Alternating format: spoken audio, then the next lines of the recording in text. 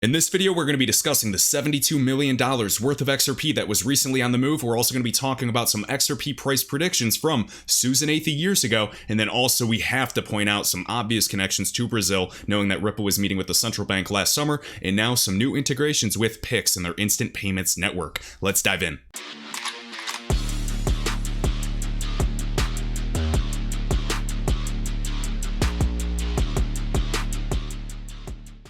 So I was actually wrong. It was not $72 million worth. It's actually $73 million worth. We can see the amount sent was exactly 145 million XRP. Now, interestingly enough, this is on Whale Alert. Of course, you can follow them on Twitter here for active updates. You can click and check the XRP Explorer on BitHop for yourselves to confirm the amount. We can see the delivered amount was essentially 145 million XRP exactly. And that's well over $70 million. You want to know what the fee was to send that transaction? Look. 500 drops, only 0.0005 XRP. That is pennies on the dollar, guys. Very interesting. So this is the type of technology that is going to change lives, and this is something that should not be overlooked. We can see the number of ledgers successfully closed without error, an asset that has been existing for well over 8 years at this point. So yes, do not count XRP out yet. All right, so we'll keep moving here now. Also, Ripple is on a massive hiring spree. You guys can keep up to date with that. I know XRP Crypto Wolf always posts the latest job openings, always appreciate it. And not only through San Francisco, which essentially means, as Chris Larson has said, we're here to stay. We're not going to be leaving the US anytime soon. But we see a lot of job postings in Brazil, Singapore, and even a few in New York. So I'm expecting some more news. Obviously, it doesn't take a genius. I'm just saying that I personally expect some more news from there. And these Ripple partners have been teaming up with PIX. This is the instant payments network in Brazil. We're going to go over a few things there. And of course, I wanted to do the relist XRP hashtag because I was absent all weekend, had one of the craziest stories ever. I am completely fine. My family is completely fine, but let's just say there were some back-to-back ER visits in terms of physical health. So no need to be scared, but that is why I was unable to answer a lot of messages on Twitter and emails, so I apologize. I am back. So let's keep moving. So of course, we can see all the active job postings for not only Ripple, but also Ripple X. So all good and great to see constant expansion and growth. Now, I do want to point this out. So before we go over the article, I just wanted to screenshot this and just show you eBanks. So right here, this company's partnered with Visa 6 months ago and expanded collaboration for payment services in Brazil. eBanks also teamed up with Uber in 2020 of November to be the exclusive payments processor for PIX, PIX. Now, words mean things. An exclusive payments processor is big. This is the instant payments network overseen by the Central Bank of Brazil. Now, we do recall back in maybe June, July? I think it was June. Ripple was already meeting with, what was his name? Roberto Campos Neto. He was essentially the governor of the central bank, I believe. So we'll go over that. I just wanted to point that out. And also, Ripple had many documents with Amazon and Uber years ago. So big shout out to Michael Val5 Links for sharing this. So ACI, Ripple partners sending $14 trillion per day. Now we have eBanks. They're also partners now. The Brazilian fintech eBanks expanding payments across Central America. So not only just Brazil, but all throughout Latin America, South America, Central America, you name it. We can also consider even Bitso in Mexico. All right, so a few things I want to read here. Now, keep in mind this article just came out on March 19th, so extremely recent. Right here, eBanks has expansion plans for its payment operations across Central America and is kicking off operations in Costa Rica with plans to launch in El Salvador, Panama, Guatemala, and the Dominican Republic in the first half of 2021. Next, we have eBanks does business in 15 Latin American countries and is among the fastest growing digital commerce markets in the world per the press release. In South America, eBanks reaches a market of over 500 million people. And now here's a quote, more and more eBanks is helping global companies to seize Latin America's full potential. Now keep in mind, we have unbanked, we have underbanked populations that may not even have a physical bank account, but now they have mobile apps, they have PayPal, they have Venmo, they have whatever you can imagine. So this market is growing. Digital wallets are growing. We can even remember some of those documents that were released by a lot of governments in this whole, probably in the past 2 years, talking about digital wallets. All right, digitization is a real thing. It is not turning back. Yes, fiat is still here to stay. Yes, we're still going to use physical cash to some extent, but what I'm saying is the trends are your friends, and this is going to be happening sooner than later. All right. Right here, with an internet penetration topping 80%. This is what I'm talking about. Costa Rica also has a high level of financial education and inclusion. This whole thing about DLT, yes, it's all cool to make money, and that is primarily what I'm focused on, capturing these trends in order to make generational wealth so that my family never has to worry about a dollar or paying bills for the rest of my life. That is my goal, and I've been sharing that all along the way. Now, some 70% of the country is banked according to the World Bank, and 27% are online consumers, eBanks has said in this press release. They're doing the research, and then here's what I screenshotted. This is very, very important. And notice, eBanks launched a digital wallet pilot, and this is what we were referencing with eBanks Go, Uber, Visa, and PIX. Now, please, you are going to hear more about this in the future. Just remember this. PIX, the instant payments network overseen by the Central Bank of Brazil. Now, Central Bank of Brazil, yes, they want to focus on financial inclusion. Who are they meeting with? Whether it's on a customer basis or even just for kind of getting consultant-like advice. Ripple, the company, there is a plan, all right? Now, we'll keep moving. Right here, XRP Crypto Wolf just showing another hiring position, so hiring a customer success director. This is actually in Brazil, funny enough. We'll keep moving here. And right here, so we've heard about this. We heard David Schwartz. If you guys caught that interview with Thinking Crypto and Tony on his channel, is phenomenal. And we can see even, David Schwartz just went on to say that, Ripple is looking at ways to bring NFTs, these non-fungible tokens, to the XRP ledger. And then he also did say, Weetza Wind found a very, very clever way to do such a thing. But, there's still a lot of if and thens. And yes, there's still, a lot of work to be done in this whole ecosystem. But it's good and great to see the versatility of the XRP ledger, how quickly we can pivot with any type of ecosystem. FYI, Ripple's been in the game of DeFi for quite some time. They do have a head of DeFi as well. And of course, we all speculate that Flare Networks and Flare Finance is essentially what Codius was supposed to be. So all good and great. All right, we pointed this out in the beginning of this video. I just highlighted a few points talking about XRP, Ripple's Brazil plans when they, had their office there back in the day. Well, actually, I think just last year, maybe it was 2019. And then Brazil's remittance flows, where, people are sending money home, are valued at $2.5 billion. We can see right here a few banks, these three major local players. And this is what Ripple has partners with: Santander, early investor, no surprise, Bradesco, and then Banco Rendimento. And I believe, correct me if I'm wrong, Banco Rendimento actually received an award from Ripple specifically. So leveraging Ripple Net. Exciting.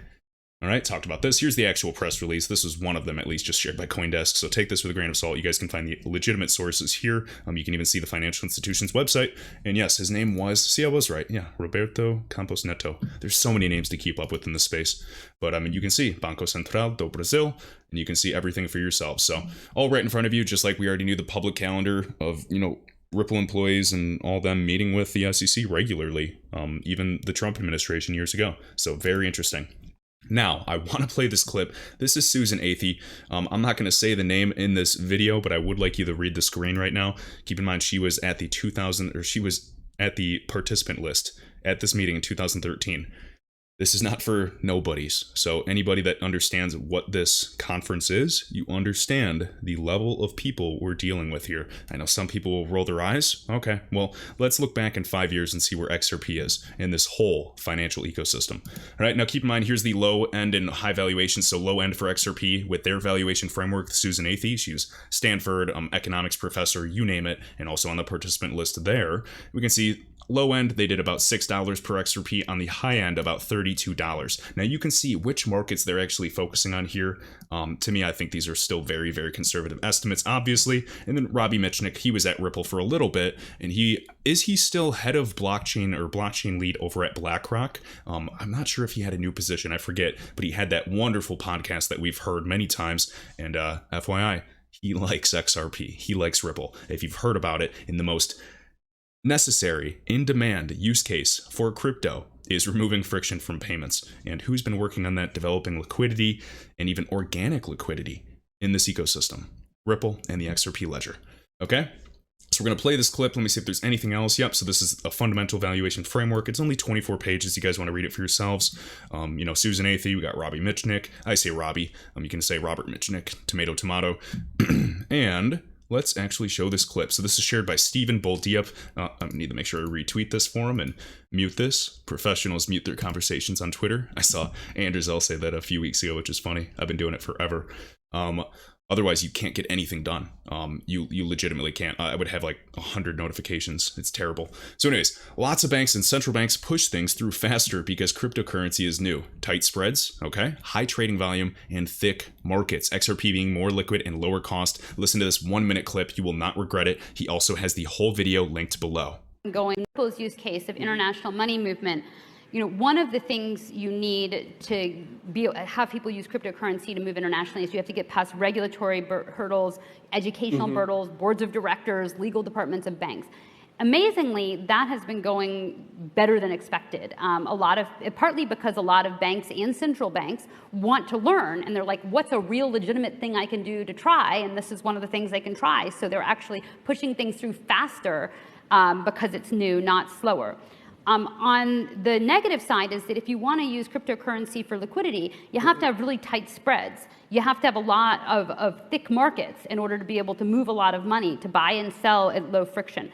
All of the interest, the speculative interest, has actually made these things traded. The trading volume has gotten quite high. So like over Christmas, XRP had $4 billion days. In one day, $4 billion transacted on an exchange over multiple days. So with that kind of liquidity, it actually brings the cost down. So I think some of those things have been maturing, and also the education of all of the regulators has gone way up. So I think in some ways, some of the challenges have been overcome. But you still have to if you want to have a good business, you have to have a good business idea and a business model, and that's just hard. That's hard whether you're on the internet or you're a mobile app or you're on blockchain. And I think maybe people, maybe underappreciated that early on. Okay. So boom, I know like explaining spreads and volume was kind of a thing we did a lot more in like 2019, 2020. I still think it's important because a lot of newcomers are coming into this space. Essentially a spread, kind of the bid and ask, like what people are offering to pay for it and what someone is offering to sell for it.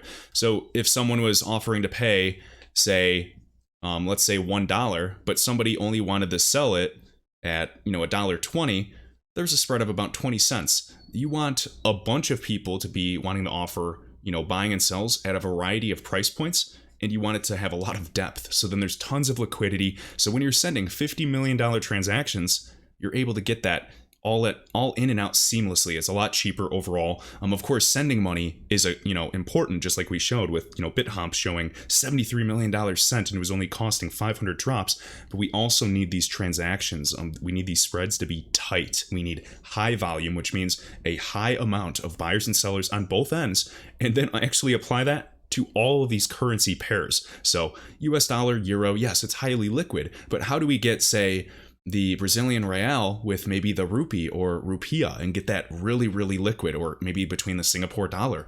That's kind of the issue at hand, because yes, we want to revolutionize the world of finance overnight. Everybody wants XRP to be $100, $2,000 right away. But unfortunately, I think it takes time, but arguably it has been taking time. So I'm curious what's going on in the back end. And FYI, there's a lot of news that has been coming out that still has me incredibly excited. If you guys don't believe it, that's fine. You don't have to hold XRP, but I'm here to stay based off of a lot of the recent announcements. And I just think that there's a lot of good ahead, specifically because the privacy features for XRP, the XRP ledger, allowing banks to connect to the XRP ledger and still keep what's important private. That is quite obvious. We're going to have private permission systems connected with open public systems. And we've been saying this forever, and it's not me. I'm just learning from people in this ecosystem. I'm not an expert in this market, but we've been learning here day and day and day, 80 hours a week. So highly, highly excited for the future. All in all, let's see what else. I know Ramp, DeFi, one of the assets I was talking about back, at least I talked about it when it was like 28 cents. I know really smart people were way ahead of me with that one. I was just retweeting because they finally got that Binance listing, and I was retweeting it and just showing, boom, they were an advisor. It was lucky that they were in fact the first major exchange to be listed there. But yeah, just kind of fundamental analysis. So I was just retweeting to show you guys that yes, you can apply fundamental analysis when you combine it with the chart and do some educated guesses overall. It really helps when you're watching the RSI. But I retweeted it and somebody was just acting like, oh, you're doing this to get likes and act like you're right. No, that's not true at all. I really don't care.